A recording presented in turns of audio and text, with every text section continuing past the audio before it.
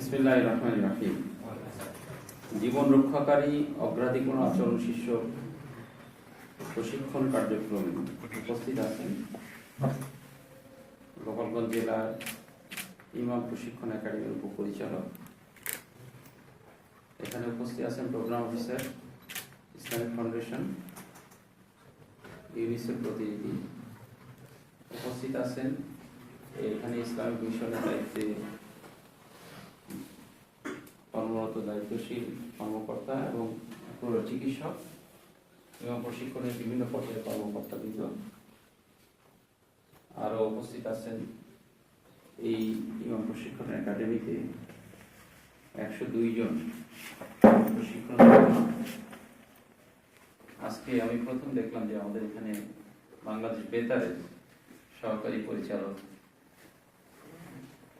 তিনি উপস্থিত আছেন। আমরা সবাইকে আসসালামু আলাইকুম। আমরা মহান আল্লাহ শুকরিয়া আদায় করি যে মহান আল্লাহ তাআলা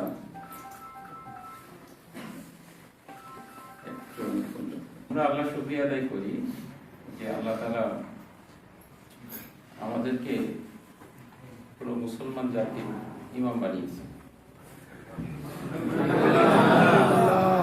এখানে যারা আসছেন তারা প্রত্যেকে ইমাম, মানে যিনি কথা বলছেন তিনি জেলার ইমাম, আর যারা শুনছেন তারা বিভিন্ন পর্যায়ে, কেউ চিকিৎসকদের ইমাম, কেউ বেতারের ইমাম, কেউ ইউনিসেফের ইমাম। আমরা আর যারা ইমাম নামে অভিহিত, অনেকের নাম আছে ইমাম হোসেন, যদি ইমাম না দেখছেন না, ইমাম হোসেন নাম আছে, কিন্তু সে কিন্তু ইমাম না, আমি ইমাম হোসেন। তো আমরা আল্লাহ তাআলা আমাদেরকে কাজটাই দিয়েছেন ইমামতি করা। কেউ সরকারি ভাবে ইমামতি করে, কেউ বেসরকারি ভাবে, কেউ মসজিদের, আর কেউ বিভিন্ন অফিসে। এই কারণে আপনারা ইমাম প্রশিক্ষণ একাডেমিতে যে প্রশিক্ষণ গ্রহণ করলেন, ইমাম প্রশিক্ষণ একাডেমি যে প্রশিক্ষণ দিল, এই প্রশিক্ষণের শেষ দিকে এসে আমরা একটা জিনিস বুঝতে পারছি, আসলে আমরা অনেক বিষয় শিখতে পারছি, জানতে পারছি, বুঝতে পারছি। ইমাম প্রশিক্ষণ একাডেমি যে থিম,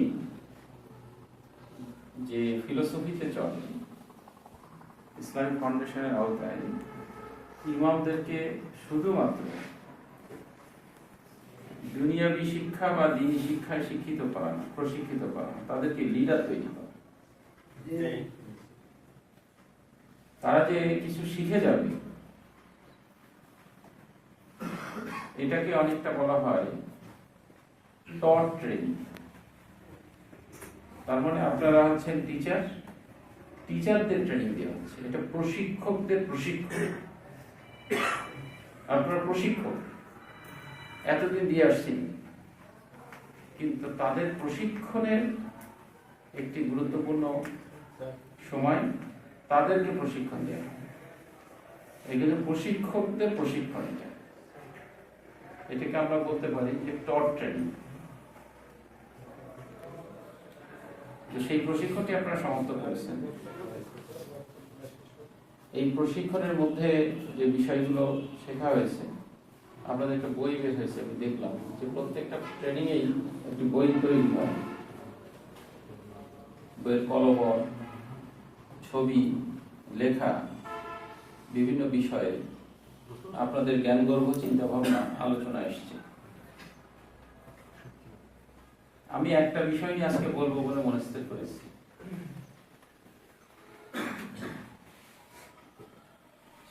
সেই বিষয়টি কালকে রাত্রে আমি একটা বই পড়ছিলাম। আপনারা জানেন যে এই মাটির সন্তান, পুরো উপমহাদেশের একজন বিখ্যাত প্রখ্যাত আলেম হযরত মাওলানা শামসুল হক ফরকি রাহমাতুল্লাহ আলাইহি, তার একটা বই লেখা আছে। সেই বইয়ের মধ্যে, সেই বইটার নাম হচ্ছে নামাজের অর্থ। কালকে বইটা দেখছিলাম।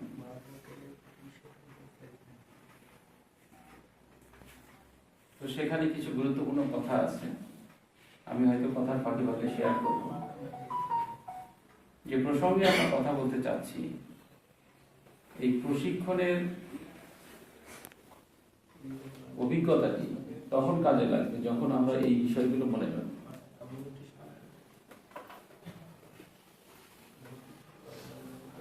ইসলামে প্রশিক্ষণ এবং পাঠদানের যে প্রয়োজনীয়তা, পাঠের যে প্রয়োজনীয়তা, সেটা অনস্বীকার্য।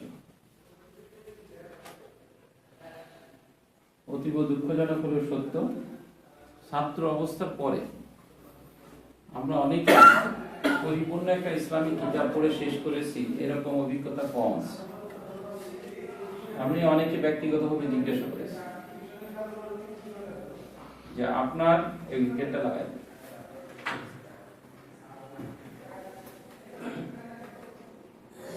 স্কুল, কলেজ, মাদ্রাসা বা প্রশিক্ষণ ব্যতীত আপনি একটি বই প্রথম থেকে শেষ পর্যন্ত পড়েছেন? শুধু ইমামদের না, যে কোনো জায়গায়, যেহেতু আমাকে অনেক জায়গায় কথা বলতে হয়, শিক্ষকদের মধ্যে কথা বলতে হয়, সবার প্রতি শ্রদ্ধা রেখেই বলছি যে আপনি একটি বই শুরু থেকে শেষ পর্যন্ত পড়েছেন, এরকম ঘটনা কয়টি ঘটেছে? কোরআন শরীফ আমরা পড়ে থাকি, কিন্তু কোরআন শরীফ পড়ার রেগুলার কতজনের আছে? আপনার ট্রেনিং থেকে যাওয়ার পরে যে পরিমাণ কাজের ব্যস্ততার মধ্যে আপনারা এতদিন ছিলেন না, এলাকায়, বাড়িতে ছিলেন না, মহল্লা ছিলেন না, 5 ওয়াক্ত নামাজের সাথে সাথে এই পড়ার অভ্যাসটি আমাদের মধ্যে কতটুকু আছে? আমি সৌদি আরবে থাকাকালীন দেখেছি, সেখানে মসজিদে ঢুকেই কোরআন পড়া শুরু করে। আমি দীর্ঘ প্রায় 5 বছর ছিলাম 4টি সুবাদে। যে কেউ ঢুকে নামাজ পড়বে, কোরআন তেলাওয়াত করবে। এবং অনেক সময় দেখা যায় মসজিদে কেউ নেই, হঠাৎ করে খেয়াল করলো একেবারে কোনায় বসে আছে, বসে বসে তেলাওয়াত করছে। অনেক সময় দেখে ভালো লাগে না, আমাদের মতো জামা নেই, জিন্সের প্যান্ট পরে আছে, বসে বসে কোরআন তেলাওয়াত করছে। অনেকে আলতো হয়ে শুয়ে কোরআন তেলাওয়াত করছে, পাকা হয়ে কোরআন তেলাওয়াত করছে। কোরআন দেখে বোঝা যায় যে আসলে তেলাওয়াত হচ্ছে। আমাদের দেশে কি এই চিত্র দেখা যায়? কারণ উম্মতের এই বৈশিষ্ট্য নয়, আমাদের এই বৈশিষ্ট্য নেই। বাপের কাছ থেকে ছেলে শেখে, শিক্ষকের কাছ থেকে ছাত্র শেখে। কাউকে দোষারোপ না করেই বলি, আমরা এই বৈশিষ্ট্য সম্পন্ন নই। আমি কিছু কিছু মসজিদে দেখি, আমাদের জেলা মডেল মসজিদ ইমাম বসে বসে কোরআন তেলাওয়াত করছে, ঢুকে কোরআন তেলাওয়াত করছে। অন্যরা দেখি শেখে যে না এখানে। আবার কোরআন এই কারণে কিছু কিছু মসজিদে না, বেশিরভাগ মসজিদে এমন ভাবে রাখা আছে, বের করতে গেলে আওয়াজ করা লাগে অথবা নামাজের সমস্যা করা লাগে, দেখা যায়, খুঁজে পাওয়া যায়। আমি জানি না এখানে লাইব্রেরিতে কোরআনের কি সিস্টেম করা আছে।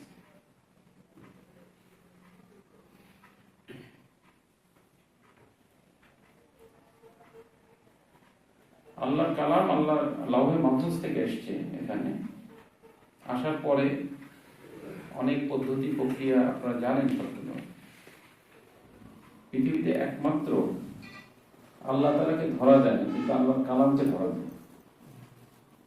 আমি সৌদি আরবে ছিলাম, বলতাম যে আল্লাহকে ধরা যায় না, কিন্তু আল্লাহর ঘরকে ধরা যায়। স্পর্শ করার অনুভূতিটি অন্যরকম। আপনারা জানেন সাহাবীদের অনেক অন্য বৈশিষ্ট্য জানা আছে, তারা হাফেজ ছিলেন, তারপরে দেখে দেখে কোরআন তেলাওয়াত করতেন।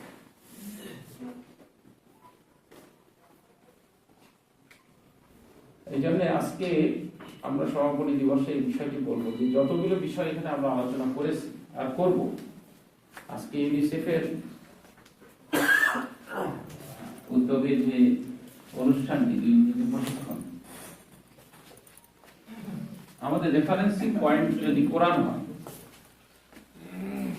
এবং হাদিস হয়, তাহলে দেখুন যে আমাদের জন্য আলোচনা ইমাম হিসেবে আমাদের যে সহজ হয়।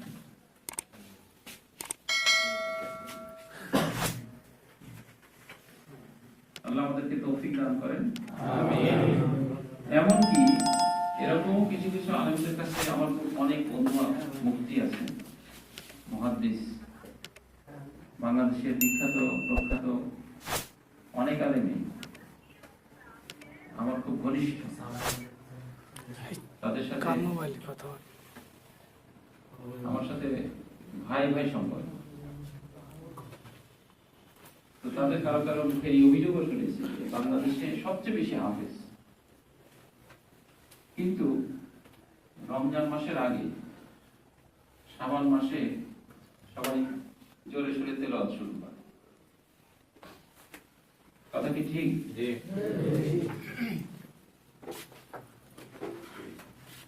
আবেদ হওয়ার, আমরা যে বলি আব্দুহু ওয়া রাসূল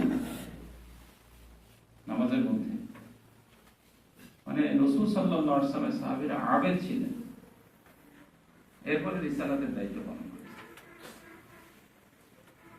আবেদ হওয়ার সক্ষমতা যদি ক্যাপাসিটি না থাকে, তাহলে ইমাম হওয়ার সক্ষমতা তার নাই।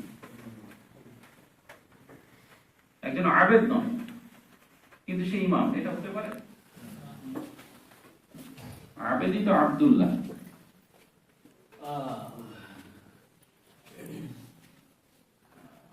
যখন সে আবেদ হবে তখন কৃষি কাজ করছে, ট্রেনিং পেয়েছেন না? কৃষি কাজ, মৎস্য চাষ, হাঁস মুরগি পালন, যত ধরনের আছে প্রত্যেক জায়গায় সে আবদিয়াতের পরিচয় দিবে। তার কাছে মহান আল্লাহ তাআলা এই গুরুত্বপূর্ণ হুকুম এবং আহকাম, এটা প্রকৃত অর্থে সে দেখাতে পারবে যে আমি এটা আমল করি।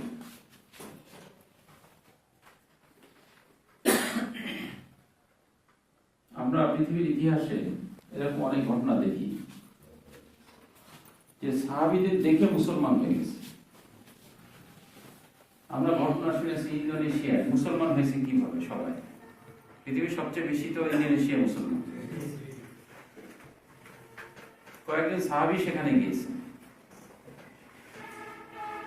সেখানে অবস্থান করেছে, আসলে উদ্দেশ্য ছিল ইসলাম প্রচার,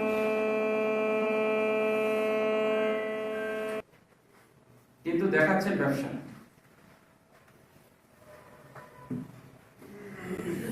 তো আলটিমেটলি আল্লাহ তাআলা তাদের যে হিকমত দিয়েছেন, সেই হিকমতে আমরা দেখতে পাই এক সময় ইন্দোনেশিয়ার সকল মানুষ মুসলমান হয়েছিল।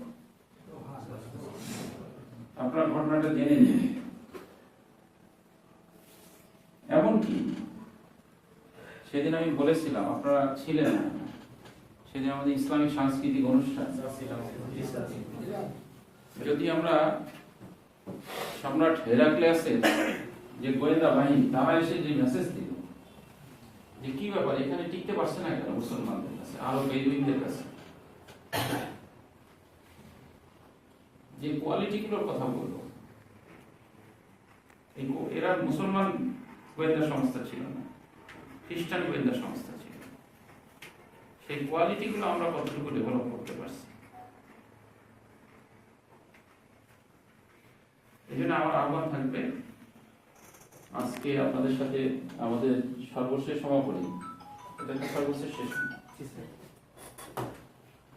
এই বিষয়গুলোকে মাথায় রেখে ইমামতির দায়িত্ব পালন। বাংলাদেশের সামাজিক অবস্থানে ইমামরা আর্থিক বিষয়ে যে উদ্যোগ সরকার নিয়েছে, আমরা এটাকে সাধুবাদ জানাই। আপনারা দেখেছেন